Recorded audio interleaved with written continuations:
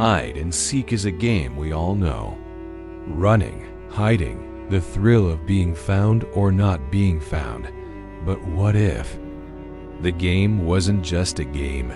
Welcome back to Mr. DreadStory.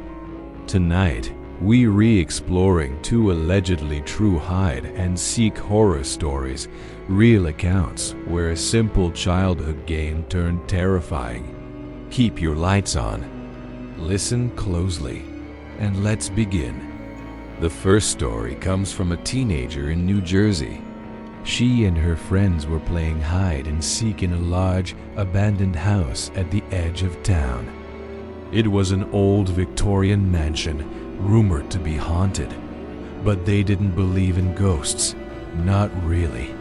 She found the perfect hiding spot, a dusty old closet in the back corner of the house. She waited, holding her breath, listening for the seeker. Minutes passed, then she heard whispers, low, deliberate, calling her name. At first, she thought it was one of her friends trying to scare her, but the whispers didn't stop. They came from outside the closet. She cracked the door just enough to peek and saw a figure standing in the shadows. Tall, lean, unblinking, watching. Before she could react, the figure vanished. When she came out of the closet, the house was empty. No friends, no other players. She ran home. Later, she learned that the friends she thought she was playing with had all gone home hours earlier, leaving her alone in the house the entire time. The second story comes from a man recalling his childhood in rural Oregon.